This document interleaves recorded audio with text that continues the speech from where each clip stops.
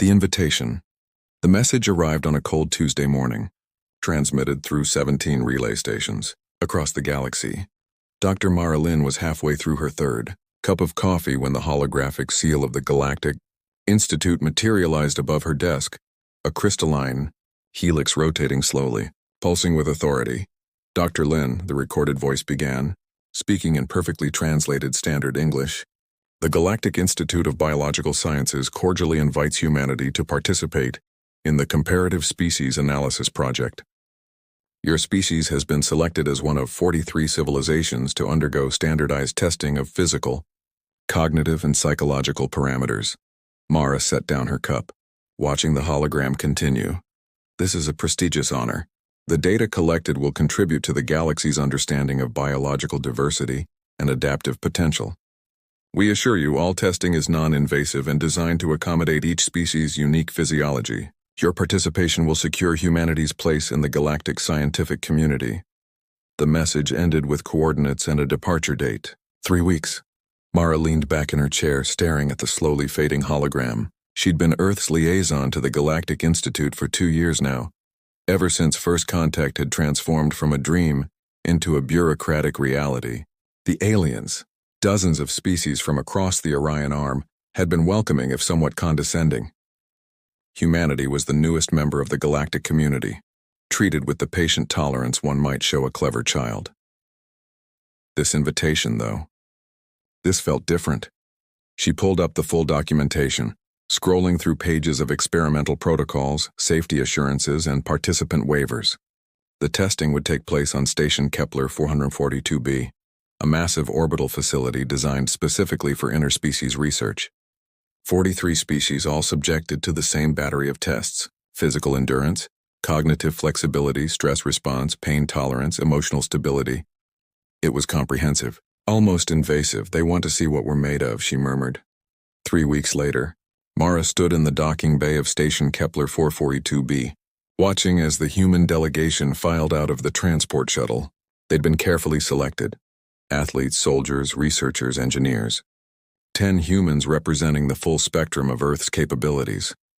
She recognized Marcus Chen immediately, former Special Forces, now a survival instructor. He moved with the quiet efficiency of someone who'd learned to conserve energy in hostile environments. Beside him was Yuki Tanaka, a neuroscientist who'd volunteered despite having no combat or athletic background. Then there was James Bear Morrison, a rugby player whose nickname was earned honestly, and Dr. Sarah Okonkwo, a trauma surgeon who'd seen more field medicine than most soldiers. "Welcome to the funhouse," Mara said, greeting them with a tired smile. Marcus extended his hand. "So what are we in for?" "Honestly, I'm not entirely sure. The protocols are vague. They say it's just measurement and observation, but..." She gestured toward the massive viewing windows where dozens of alien species were already gathering. "I think they're expecting a show." Through the transparisteel, the alien observers were unmistakable. There were the Jacari, tall chitinous beings with compound eyes and forearms; the Valorum, aquatic creatures floating in mobile containment suits filled with luminescent liquid; the Kryn, who looked like bipedal wolves made of living stone; and dozens more, each more exotic than the last. All of them were watching the human delegation with something that looked uncomfortably like scientific curiosity. "They think we're going to fail," Yuki said quietly. Mara nodded. "Probably. Humans are small by galactic standards. We don't have natural armor, enhanced senses, or specialized biological adaptations. On paper, we're unremarkable." Bear grinned. "They haven't met us yet." The orientation took place in a vast amphitheater carved from the station's central hub. Representatives from all 43 species gathered in segregated sections, each group eyeing the others with varying degrees of interest and wariness. The humans sat together in the mid-tier section, conspicuously average in size and appearance compared to the giants and exotics surrounding them. At the center of the amphitheater, a holographic figure appeared. A Valorum named Curator Zeltoth, the head researcher for the project. His translated voice echoed through the chamber, melodious and vaguely condescending. "Welcome, participants, to the Comparative Species Analysis Project. For 3 standard cycles, You will undergo a series of controlled experiments designed to measure your species' biological and psychological parameters. These tests have been carefully calibrated to push each of you to your natural limits, but not beyond. A ripple of murmurs passed through the assembled species. Phase 1 will test physical endurance and strength. Phase 2 will assess cognitive flexibility and problem-solving under pressure. Phase 3 will evaluate psychological resilience and stress response. All testing is voluntary, and participants may withdraw at any time without prejudice. Mara, notice the emphasis on voluntary and may withdraw. The Galactic Institute was nothing if not conscious of liability. Ask that you approach these tests with seriousness and scientific integrity. The data we collect here will inform galactic understanding for generations to come. The hologram smiled, or at least attempted the equivalent of a smile. Let us begin. Breaking Point Phase 1 began the following morning in the station's largest testing facility, a cavernous chamber that could be reconfigured for countless scenarios. Today it resembled an obstacle course designed by someone with a vindictive imagination. Mara stood in the observation deck with the other species liaisons, watching as the first groups entered the course.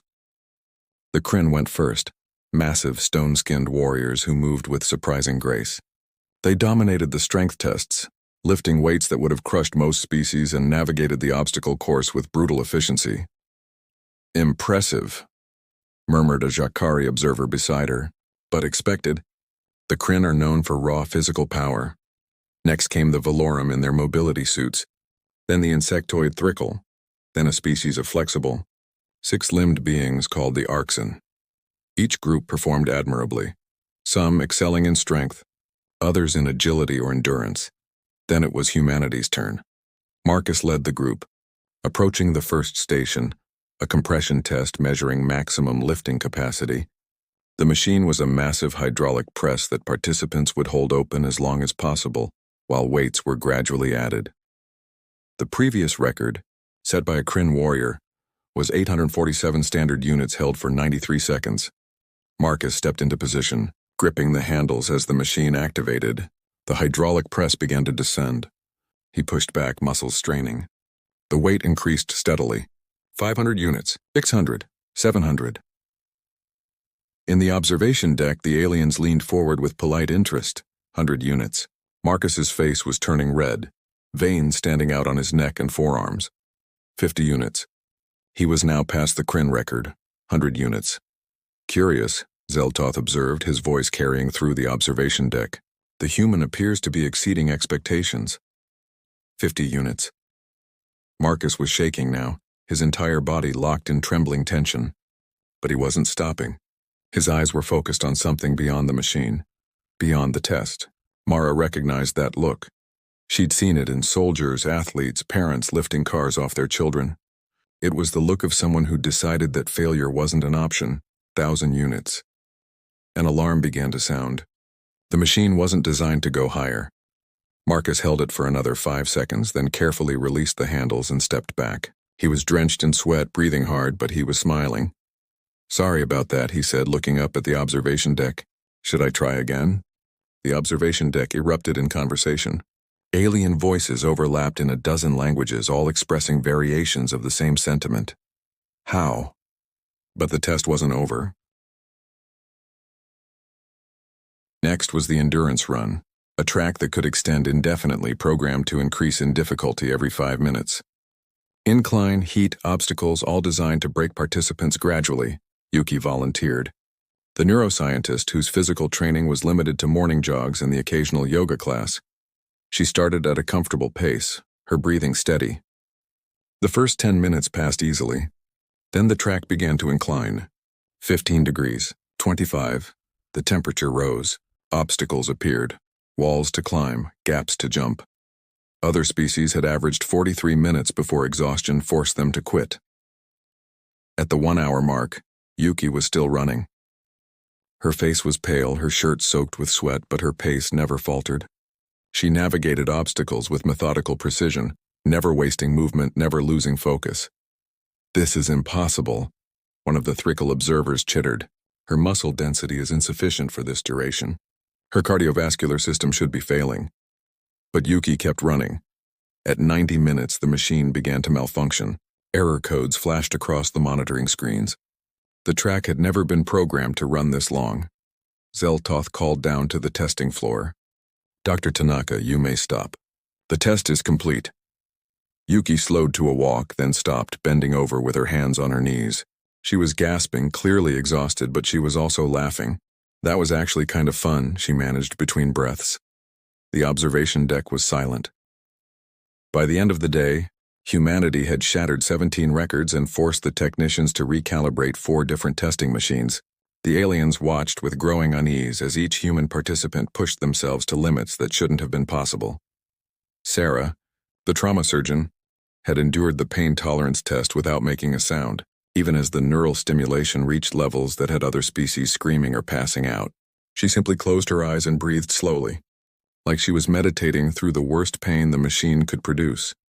Bear had literally broken the reaction time test by moving faster than the sensors could register, treating the whole thing like a game and laughing every time he beat his own score. Even the humans who weren't athletes or soldiers performed far beyond expectations.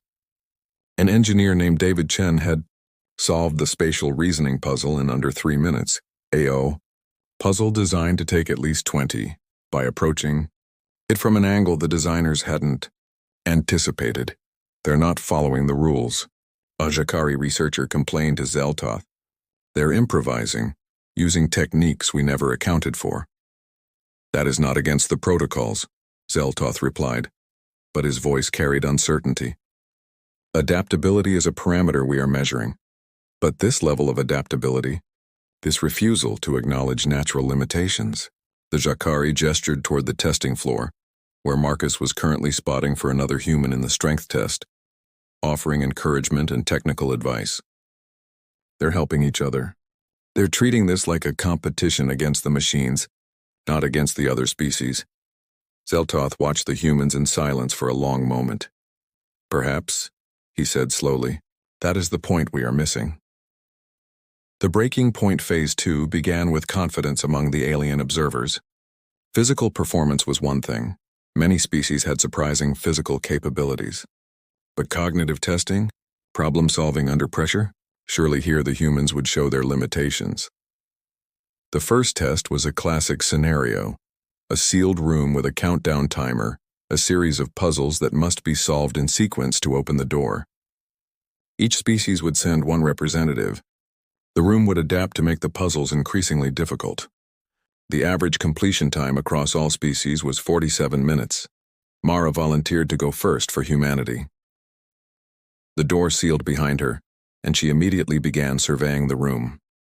First puzzle, a mathematical cipher on the wall, numbers arranged in a seemingly random pattern. She recognized it instantly, a variation of the Fibonacci sequence but with alternating operations. She solved it in 90 seconds. The second puzzle appeared, a physical maze of sliding panels that needed to be arranged to create a path. She approached it methodically, testing each panel's range of motion, mapping the solution in her head before making her moves. 4 minutes.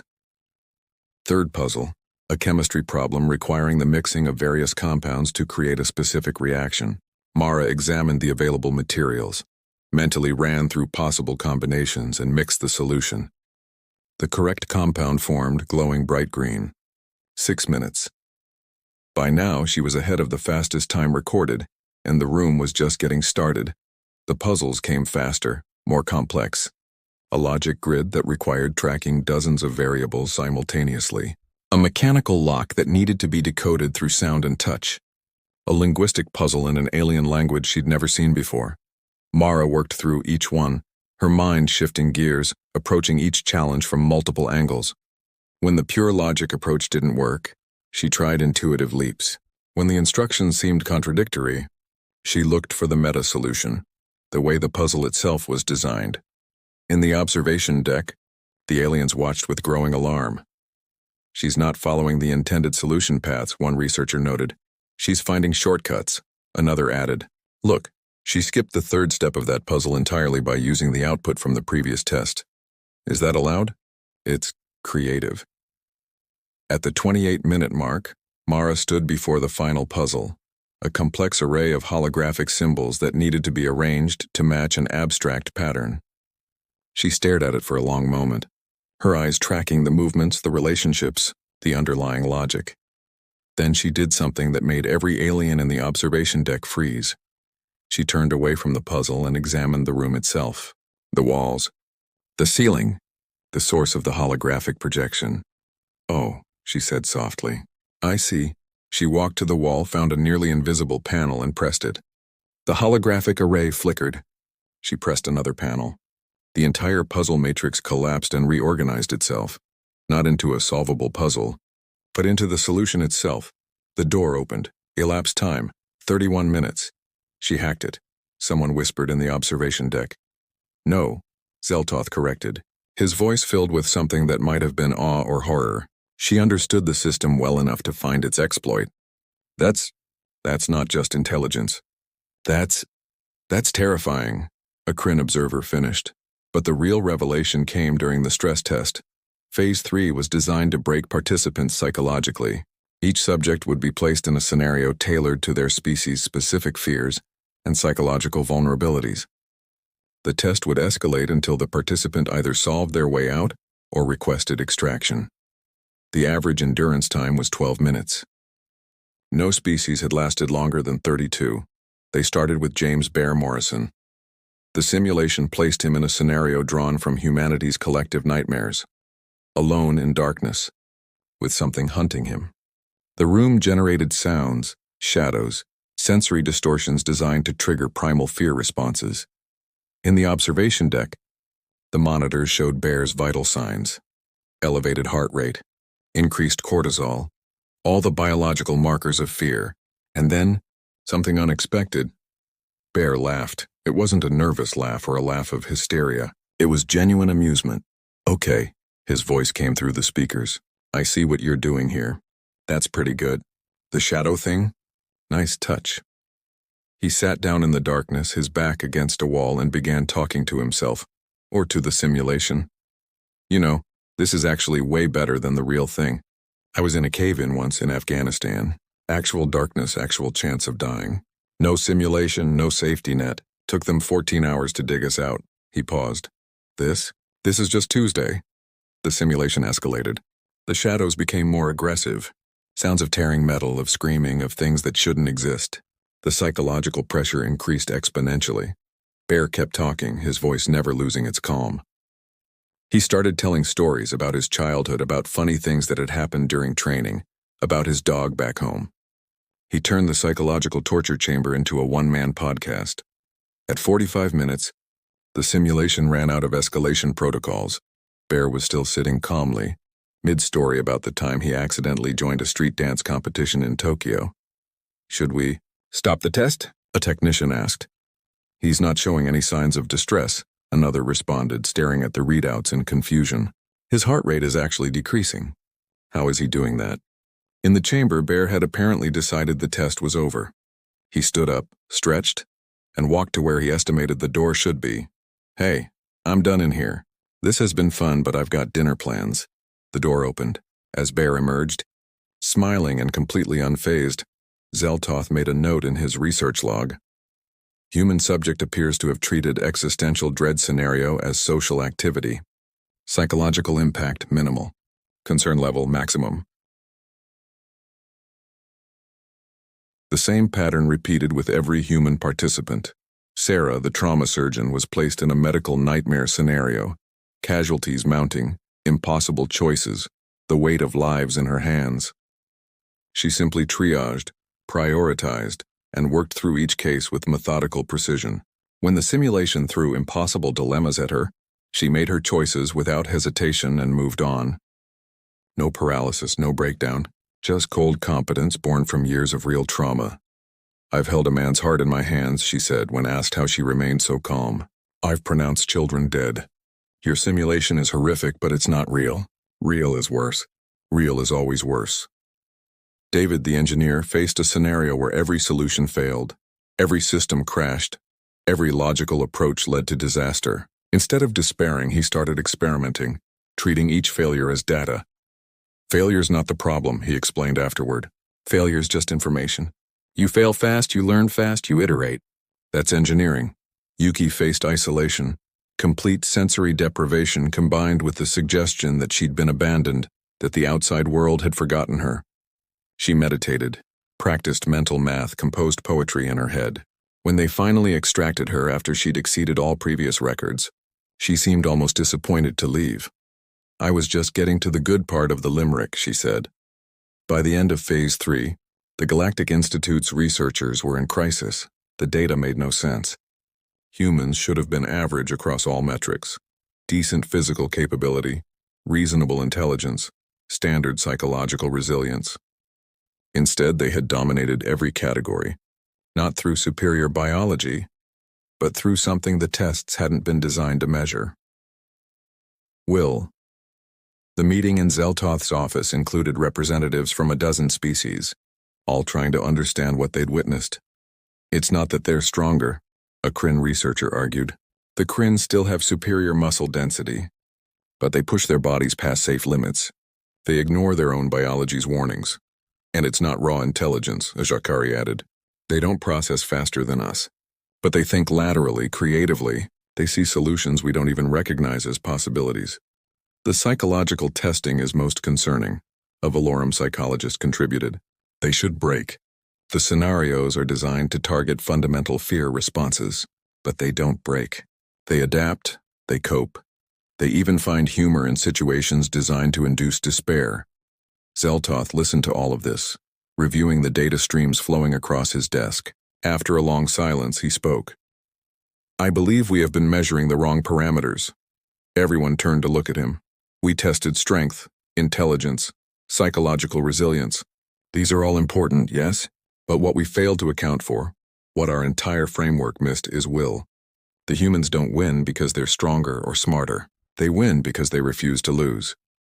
He pulled up footage of Marcus holding the weight press, of Yuki running past the machine's limits, of Bear laughing in the dark.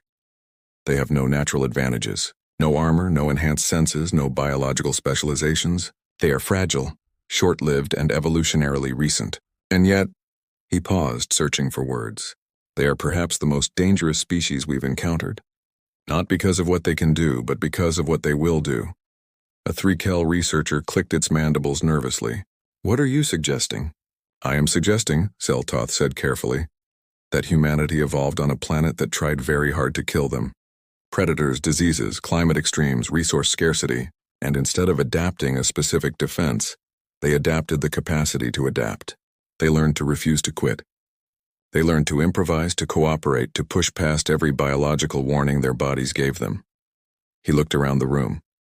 We invited them here to measure them, to understand their place in the galactic hierarchy. But I think we've learned something more fundamental.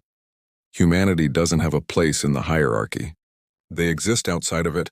They are a species that looks at impossible situations and asks not, can this be done? But how will we do this? The room was silent. The final day of testing brought an unexpected crisis during a demonstration of the cognitive testing protocols meant to showcase the experiments to galactic media. The station's environmental systems malfunctioned. A cascade failure in the eastern quadrant triggered emergency seals, trapping 17 participants from various species in the testing chambers. Oxygen levels began to drop. Temperature controls failed. The situation went from demonstration to disaster in seconds. Mara was in the observation deck when the alarm sounded. She immediately ran to the communications panel. How long until rescue teams can reach them? 37 minutes, a panicked technician responded. But oxygen levels will reach critical in 20. On the monitors, the trapped beings were starting to panic. The Arxen were attempting to break through the doors with their multiple limbs. The Thrickle were entering a fear fugue state. A young Valorum's containment suit was already showing stress fractures, and in Chamber 7, 3 humans were trapped alongside 4 aliens, Marcus, Sarah, and David. While the aliens around them descended into panic, the 3 humans had immediately moved into action. Sarah was checking the aliens' vital signs, her medical training overriding everything else.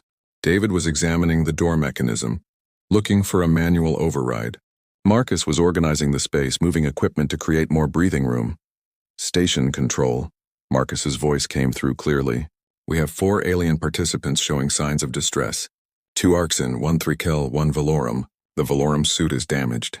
How long until evac? 35 minutes, came the response. Understood. We'll manage. Send the med team to us first. The others need help more than we do. In the observation deck, Zeltoth watched in amazement. David had gotten a panel open and was examining the wiring. I can probably hotwire the door, but it might trigger more safety locks. Better to conserve oxygen and keep everyone calm. Sarah had the Valorum suit open and was using her shirt, torn into strips, to patch the cracks. You're okay, she was telling the panicking alien. I've got you. Just breathe slowly. In through the gills, out through the vents. That's it. Marcus had gotten the Arxin to stop attacking the door and was teaching them breathing exercises. With me now. 4 seconds in, hold 4 seconds out. Your heart rate is dropping. Good, that's good. For 35 minutes the humans worked. They rationed the oxygen, kept everyone calm, prevented panic from causing more harm. When one of the Arxins started hyperventilating, Marcus talked them through it with the patience of a kindergarten teacher. When the Thrikel's fear fugue deepened, David sat with them and maintained physical contact, despite not knowing if that was appropriate, because isolation seemed worse. When the rescue teams finally cut through the doors, they found all 7 participants alive and stable. The aliens were traumatized but unharmed. The humans were already helping them out, supporting the ones who couldn't walk, offering water, checking for injuries. You saved them, Zeltoth said to Marcus afterward. Marcus shrugged. We just kept everyone breathing. That's all? No, the curator insisted. You did more than that. You could have prioritized yourselves. Used the oxygen more carefully for your own survival. But you didn't. Of course not, Sarah interjected, looking at him like he was insane. They needed help. What were we supposed to do, let them die? And there it was, Mara realized. The thing that made humans truly terrifying. It wasn't their strength or intelligence or refusal to quit. It was their instinctive, immediate, irrational compassion. Even in life-threatening situations, even when it defied logic, they helped. They protected. They refused to abandon each other or anyone else. The closing ceremony was subdued. The Galactic Institute's grand experiment had concluded, but not in the way anyone had expected. Humanity had swept nearly every category. They'd broken machines, exceeded every prediction, and fundamentally challenged the Institute's understanding of biological capability. But more than that, they'd changed the conversation. Standing at the podium, Zeltoth addressed the assembled species and the galaxy beyond. We began this project to measure and compare our species, to understand our respective strengths and weaknesses, to establish a scientific baseline for galactic biological diversity. He paused. We have collected that data, but we have also learned something more important. He gestured to the human delegation standing quietly in their section. The humans have shown us that our framework was incomplete. We measured what beings are, but we failed to account for what they choose to be. We measured capacity, but not will. We measured capability, but not character. He looked directly at Mara. Humanity is not the strongest species, not the smartest, not the most specialized or the most advanced, but they may be the most adaptable, the most resilient, and most importantly, the most cooperative. In every test, they helped each other. In crisis, they helped us. This is not a survival trait we properly valued in our analysis. Around the amphitheater, beings from 43 species shifted uncomfortably. The Galactic Institute will be publishing our findings in full. But our primary conclusion is this. Humanity's greatest strength is not their refusal to yield. It is their refusal to let others fall. Zeltoth bowed, a gesture of respect that made several species gasp. We invited you here to measure you. Instead, you have measured us and found us wanting. For that, we thank you. Later, as the human delegation prepared to depart, Mara found herself approached by researchers from a dozen species. They had questions, requests for collaboration, invitations to further study. But the most interesting conversation came from a young Kryn warrior named Krelthar, who'd been one of the strongest participants. I do not understand your species, they said bluntly. You should not have won. By every logical measure, you should not have succeeded. Mara smiled. That's kind of our thing, but how? Krelthar insisted. Your bodies are fragile. Your minds are limited. Your senses are dull. How do you overcome these limitations? We don't, Mara said simply. We work with them. Humans learned a long time ago that we're not the strongest or the fastest or the smartest, so we learned to be stubborn. We learned to cooperate. We learned that if we couldn't go through a problem, we'd go around it, or under it, or we'd just keep pushing until the problem gave up before we did. She looked at the warrior with genuine warmth. We come from a planet that didn't want us. Predators everywhere, diseases, natural disasters, ice ages. We had no natural defenses, so we made our own. We made fire and tools and civilization, and when that wasn't enough, we made friends. We formed tribes. We learned that helping each other wasn't just good ethics, it was good survival strategy. Krelthar was quiet for a long moment. Your species is terrifying, they finally said. I know, Mara replied. But we're also really, really friendly, and we make excellent allies. She extended her hand, a gesture the Kryn had learned meant friendship. After a pause, Krelthar took it. On the transport back to Earth, the human delegation gathered for a debriefing. They were exhausted, sore, and several of them had minor injuries from pushing themselves too hard. But they were also elated. So, Bear said, grinning widely, we scared the hell out of the galaxy. Good week?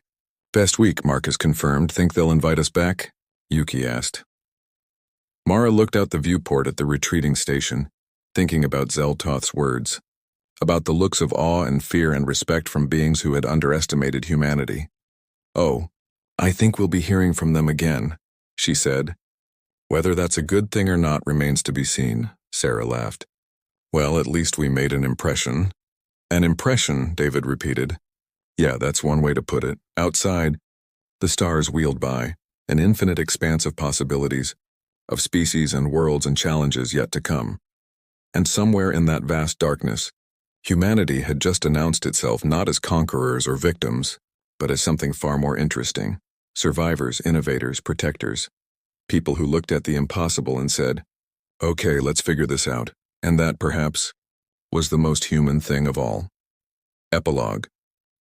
The research paper published by the Galactic Institute 3 months later was titled, Comparative Analysis of Species Capability, a Revised Framework Incorporating Volitional Parameters. It became the most downloaded scientific document in galactic history, but among the researchers, it was known by a different name, the human problem. Because humanity wasn't just a species to be studied, they were a force to be reckoned with, and the galaxy was just beginning to understand what that meant.